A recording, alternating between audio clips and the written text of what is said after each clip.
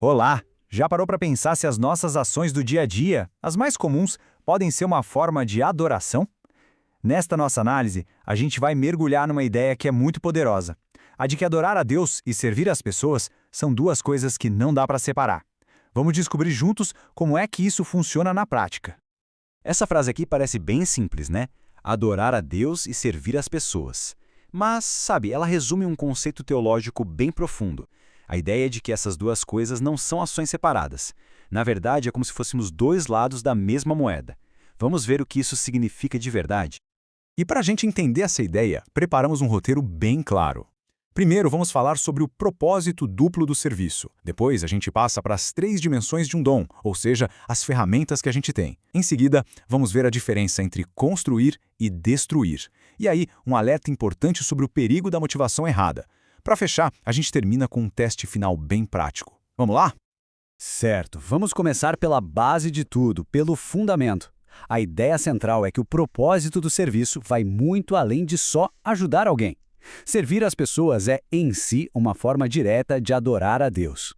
A lógica por trás disso é a seguinte: não tem como dizer que existe uma conexão real com Deus se, ao mesmo tempo, existe uma desconexão com as pessoas ao nosso redor. O amor de Deus, segundo a fonte que a gente está explorando, se manifesta na prática, na forma como a gente interage um com o outro. E olha que interessante essa ilustração. Se a gente pegar os 10 mandamentos, que são uma base da lei, né, dá para notar uma coisa curiosa. A maioria deles, 6 dos 10, não é sobre rituais ou adoração vertical, direta a Deus. É sobre como a gente trata o nosso próximo.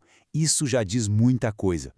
Isso, claro, leva a gente direto para o grande resumo de toda a lei, como está lá em Mateus 22. Quando perguntaram qual era o maior mandamento, a resposta conectou na hora o amor a Deus com o amor ao próximo.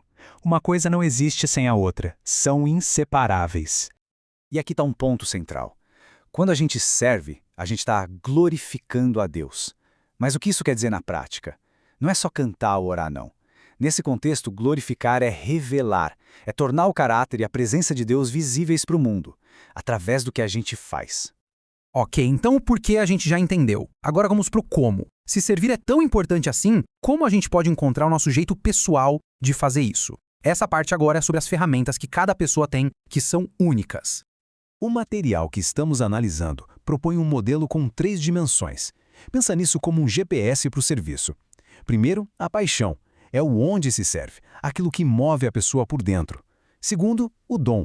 É o que se faz, aquela habilidade especial. E terceiro, o estilo. É o como se faz, usando a personalidade única de cada um. A combinação desses 3 define o caminho. Agora a gente chega num ponto que é crucial. Não é só sobre ter dons, mas sobre como a gente usa esses dons. O método que a gente usa importa tanto quanto a ação em si. Nossas interações podem, literalmente, construir ou destruir. A palavra-chave aqui é edificar. E edificar significa construir, levantar. O objetivo de cada ato de serviço, de cada palavra dita, deveria ser esse: construir, fortalecer, adicionar algo de bom na vida de alguém. Pense em cada interação como colocar mais um tijolo numa construção. E esse slide mostra o contraste de um jeito bem forte. De um lado, o construir, o edificar. Do outro, o destruir. A fonte usa uma imagem poderosa, palavras torpes. Sabe o que são? Palavras que funcionam como torpedos, lançadas para implodir as pessoas, para ferir, para destruir. Isso nos lembra do poder e da permanência das nossas palavras. Uma vez que a gente fala algo, já foi, está no mundo, fazendo o seu trabalho, seja para construir ou para destruir. Não tem como pegar de volta. Bom, agora um alerta muito importante. Não adianta nada a ação parecer boa por fora, se por dentro a motivação está toda errada. Vamos dar uma olhada em alguns exemplos clássicos sobre isso.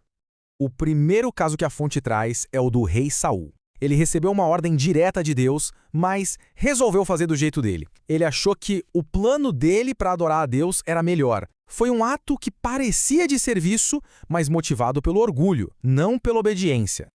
Depois a gente tem o caso de Absalão. O que ele fazia era fantástico, né? Ele ficava no portão da cidade, ajudando as pessoas com seus problemas, mas qual era a real motivação?